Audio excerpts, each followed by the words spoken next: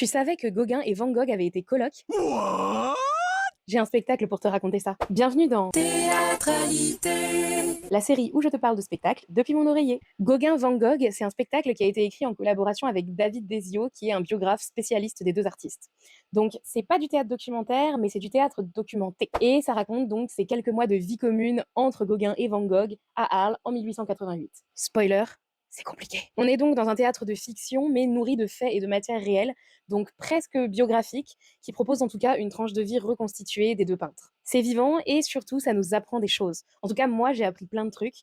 Après, j'ai pas une grosse culture en peinture, mais ça m'a beaucoup parlé. Ce qui m'a beaucoup plu surtout, c'est qu'on comprend vraiment la démarche des artistes, avec d'un côté Gauguin qui est plutôt intellectuel, qui peint dans sa tête, qui invente des mondes en rêvant seul dans son atelier, et Van Gogh qui est plus instinctif, qui sort, qui peint ce qu'il voit, qui ressent sur le moment et qui transforme le réel avec des couleurs éclatantes, mais qui a besoin de ce modèle-là. Et du coup, le spectacle donne à voir ces processus créatifs-là avec beaucoup de fluidité. C'est pédagogique, ou en tout cas, c'est informatif, mais avec l'air de pas y toucher, genre c'est pas ouvertement didactique. Côté interprétation, sur scène, on a Alexandre Cattès qui interprète un Gauguin au départ hyper arrogant, mais finalement assez touchant, et William Mesguich qui est un Van Gogh d'abord très sympathique, mais qui se révèle vite être obsessionnel, déroutant, très à vif. Comme d'habitude, William Mesguich, c'est quelqu'un qui a un goût très fort pour les rôles où la folie affleure, et pour ça, bah, forcément, Van Gogh, ça lui va super bien. Le rythme est très soutenu, perso, j'ai pas vu le temps passer, j'étais épuisée avant le spectacle, j'ai couru pour arriver à l'heure, j'étais au bout de ma vie, et pourtant, j'ai pas décroché une seule seconde, le truc m'a réveillée comme ça. Cela dit, on est sur du théâtre assez classique, à savoir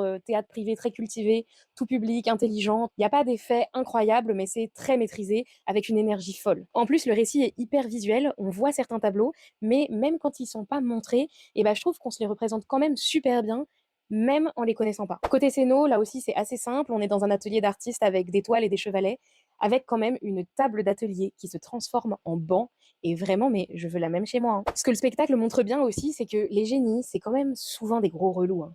Genre Gauguin, il arrive hyper prétentieux, Van Gogh au départ, il est gentil, mais socialement, il est flingué et sa santé mentale part complètement en vrille, et au final, les deux sont juste insupportables, quoi. Géniaux, mais insupportables. Et aussi, on n'oublie pas que dans la vraie vie, Gauguin, c'était pas juste un show du slibard, c'était aussi un turbo pédocriminel, voilà, faut le savoir quand même. Bref, c'est une belle pièce sur l'art, sur la création, la folie, et quand même aussi un peu sur l'incapacité chronique des hommes à contrôler leurs émotions.